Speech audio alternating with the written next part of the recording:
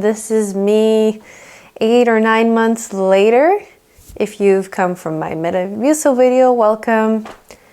I'm going to break down my weight loss journey in as much detail as possible. So let's take some time to appreciate our bodies. Not everyone gets the chance. Just remember to be kind and always show gratitude for your body because you only get one in this lifetime. Okay, let's jump right in with some numbers. So at my heaviest, I was 200 pounds. This was back in November 2023. And I probably started to take this journey seriously at the beginning of 2024. I think I was still in denial of what had happened to me. So if we go along like the change curve or the grief curve, I was very much like the event happened and then I was very much in denial. And then denial turns into frustration, and then frustration turns into depression, right? So I feel like since then, I've went through all the changes. I went through all the stages. Since then, I was in the experiment phase for quite a long time, and I'll put these numbers on the screen. Experiment phase was when I started to go to my naturopath and I experimented with vitamin B12 shots. They're also known as lipotropic shots or lipo shots. Again, I don't think this is something necessary unless you have been tested and your B12 levels are very low.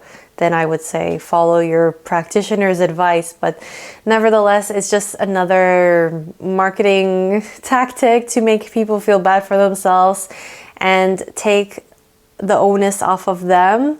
Instead of them doing the work, they think that the shot is doing the work. But now, in hindsight, what weight loss comes down to is calories in, calories out, as well as your mental health and your overall like how you live, like with your habits.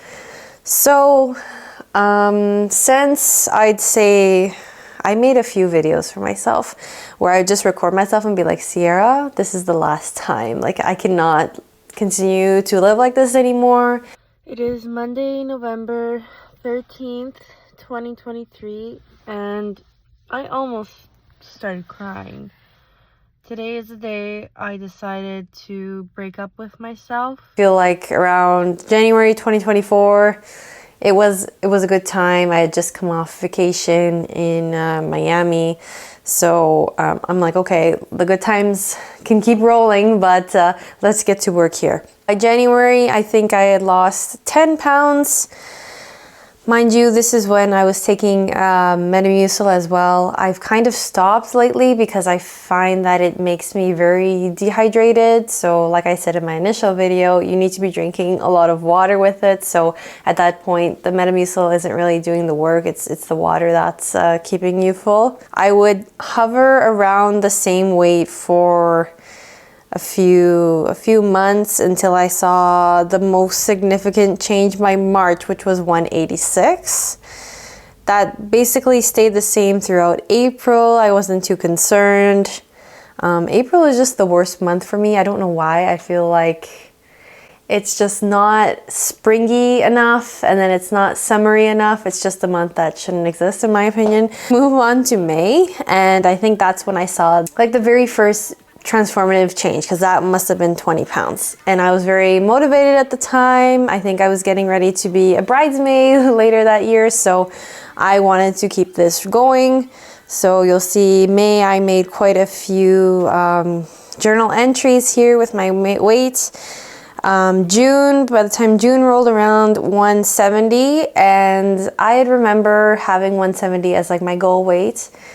But I didn't want to really focus on the number 2 because a lot of us get discouraged and then we get just so fixed on this number that doesn't really matter outside of you standing on the scale. No one looks at you and sees the number that you weigh, and as long as you're in a healthy BMI, which that whole calculation is even up to debate because it depends on your height and your weight and your gender and your lifestyle. So I feel like at a certain point, you know what's best for your body. So at that point I said, wow, 170, I feel like I haven't been this weight for a while. So let me keep going. Let me be curious about the process and just see how far I can take it. Because again, these aren't just little habits that you're changing temporarily. This is a whole lifestyle change. And we're doing this with the mindset of this is going to be like my plan for the rest of my life, because we often forget that as like survivors of little t or big T trauma. A lot of us can't even picture what the future is like because of what we've went through. So again, just be kind and compassionate to yourself. And I should also mention that I was speaking to a therapist throughout many months of my weight loss journey. It wasn't mainly focused on weight, but like I just was allowed to describe feelings of anger or anxiety and just work through a plan where I wouldn't reach to food as an emotional outlet. I would reach to my therapy session or the tools I learned in therapy to better sit with my emotions and process them. June, again, pretty good month, still hovering around 169. That brings us to July, where I see a drop again, 5 pounds. And then from August, okay, so I think this is where it starts to go more and more down. So August, September, October, I was traveling quite a bit, and I must say I was maybe skipping or bunching meals together. So for example, if I was to go out for lunch, I would kind of make that a brunch, so I would only eat twice a day, so it would be brunch and then dinner, and I wasn't really snacking in between there. So I really focused on eating 2 larger meals, and I didn't always have access to my Metamucil or my inositol. And inositol is another very good tool if you are menstruating and you find that your cycle isn't regular. It can help you bring back your regular cycle. So that's like a 28-day cycle for me. So it's something, again, to discuss with your naturopath or practitioner, because often girls just get told to take contraceptive pills and that will get you on track, but that didn't work for me. So I'm glad I found inositol to help with these symptoms instead. Brings us to October. So I'm just under 160 pounds. Sorry, I don't know kilos. I guess it's like about half of that. You can do the math. Again, this was just during like a very difficult time in my life, so I was skipping meals. So skipping meals or severely under eating is another form of disordered eating. I guess you could say over the progression of all these months, I went from eating so much to eating so little. And I never wanted to live in extremes, because every extreme is bad. And I don't know, there's not much else I could say for this time of like October, November, December, because I was just in the depression that I was in. So yeah, what matters is that I broke free from that. So let's fast forward to January. Or actually, before I move on, I will just say, like, because December are around the times of holidays and celebrations, I never labeled any food as bad. So for example, if I want to have cheesecake for dessert, cheesecake isn't bad. That's another thing you have to overcome. It's practicing food neutrality, not labeling like ultra processed foods as bad, even though we know that they are. It's just for your psychology and for your peace of mind, so that you don't say, okay, well, I was so bad to myself today. I didn't go to the gym. I didn't hit my steps. I didn't hit my protein. So let me just sabotage myself with all of these Doritos. No, we are absolutely not going to do that. We're going to live in moderation and, again, give ourselves grace. I feel like that's the theme of this entire video. Just be kind to yourself, because you're more likely to overindulge or just throw your whole plan out the window the more that you patronize or fixate on things that really don't matter. Like having a few potato chips really don't matter in the long run. So you have to see in the long run of your life. Unless you're the kind of person that can say, I'm never going to eat Doritos again and I will commit to this, that's fine. But if you know yourself and you know you're going to be going from eating Doritos at every meal and you want to reduce that to having it only at one meal, you need to give yourself time and not be so strict on these rules. Just focus on like being 1% better. Okay, so yes, then that brings us to January. So I was still very happy, and I am still very happy to be hovering around 160, 155, and then I weighed myself yesterday and I saw 151. Recap from the beginning, I started at 200. I'm pretty sure at some point in my life I was a little bit more. I maybe was 209. And that was like emergency, let's get out of here. I'll leave you with that 151. It's enough about numbers and how much we weigh, because another part of this journey was discovering what exercises and routines I like. So for me, what works best with my schedule is going to the gym early in the morning. So that's 6:30, 7 o'clock. Doing mostly strength-based workouts, core workout, and then cardio if I have time. I don't focus too much on the cardio there, and I think a lot of people are saying this nowadays because there's so many other forms of cardio. Like you could just go outside and walk, or I discovered recently you can do like step challenge videos, like, because I don't know why I never thought of this. Like, there isn't only one way to get 10,000 or 8,000 steps in a day.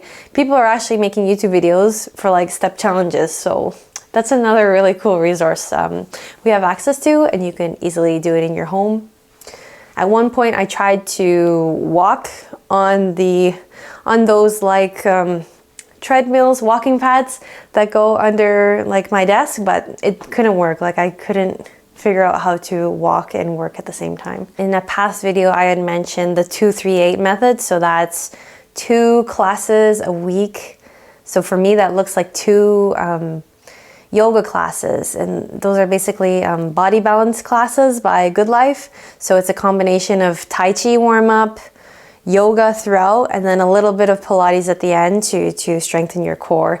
And wow, I give major kudos to my instructor. She knows it. She really teaches us to stay present in our bodies and reminds us that like this is our 1 hour for our time, and if you have any thoughts, just acknowledge them and they will leave. A lot of this practice has been like really getting into the body and being mindful of how your body feels. With yoga, we know it's all about feeling strong in the poses you are holding. So it's really helped ground me. And most of all, it's very friendly for women who are new to working out and new to this whole fitness thing. I feel like it's a really good tool to have in your toolbox, because doing yoga, you could do it from anywhere, you could do it from home. You don't need a fancy membership, you just need a mat and your peace of mind. Back to the 2-3-8 method. So the 2 was for the 2 classes. 3 is 3 days a week of strength training, which is probably the industry standard recommended for women who are new anyways. And I feel like it's just enough, like 3 to 4 times a week if I'm really motivated and into it that week. But 3 is enough for at least 45 minutes. And you can divide it however you want. I usually just divide it by upper and then lower body, and that's simple enough for me. And then the 8, again, walking, like step count is very subjective. It depends on your lifestyle and what your job is, but I think 8,000 is a much more easy target to reach than 10,000. 10,000 has been floating around. And then nowadays I see people doing like 21,000, and I'm like, you don't work all day, that's why. Track your own steps and see what your lifestyle looks like, and see how you can just get 1% better, how to incorporate more movement. Any kind of movement is great. I see a lot of people, if they're working from a desk, for example, every 45 minutes, they will take a break and do like 10 bodyweight squats. That's good enough. If you're going to do that throughout the whole day, you could do 40, 50 squats quite easily, and that doesn't require a gym. we often forget that holding up or supporting our own body is quite the effort too, and requires a lot of energy. So where does that leave me now? Now I will say I have went back to counting my calories. This is something I did in the beginning of my journey because I really didn't know that it was so easy to overeat, to eat more than 2,200 calories a day. So the app I like to use is not MyFitnessPal. You could use that. It really doesn't matter. Mine is called MyNetDiary. Can you see it? Voila. MyNetDiary. It's a little green apple and a little measuring tape around it. I just find the interface much more easy. It shows you like this little motivating graph. So you'll see the person like skiing down the hill. Did you see it? Okay, well, you get the idea. It's just cute, and then you just go in and you can add whatever, breakfast, lunch, dinner, snacks, workout. You could scan the barcode of items. So for example, my snack today was one of those protein bars. I usually don't eat those, but I was just wanting to have one today, so I was just able to scan the barcode, and then it tracks everything for me. Another thing I'll bring up while I'm here is that it will give you the meal analysis and the calories from your nutrients. So this is my day so far. I've yet to have dinner. And you can see half of my calorie distribution is going to carbs. So that's usually always going to be the case unless you're on keto or low carb diet. But this just goes to show you that you can still eat carbs and lose weight. I don't know why for so long I was scared to eat like half a cup of white rice when it's only about 160 calories. Like that is nothing compared to how I was enjoying like poutine and hot dogs and who knows what else before. So yeah, 50% is going to the carbs. Protein is about 35-36%, and then the last 15% is for fat. So I feel like that's been a very normal, realistic, and reasonable plan. It's always good to add more protein in, so obviously add that in where you can. A lot of people can't digest protein for whatever reason. The one I recommend will be right here. Yes. And you could always make your own. Like there's so many recipes by now, like you just blend like chia, flax, all these seeds together, and you basically have your own protein powder. So you do you. I'm going to stop there because I have babbled on and my nose needs to be cleared out. So I thank you for tuning in. If you have any comments or questions, or if you'd like to share your journey, I love to hear it. I always love to hear how people are incorporating Metamucil or walking into their lifestyle. No matter what age you are, like we're all on this self-discovery journey together. I look forward to hearing from you, and I will see you in the next video. Bye!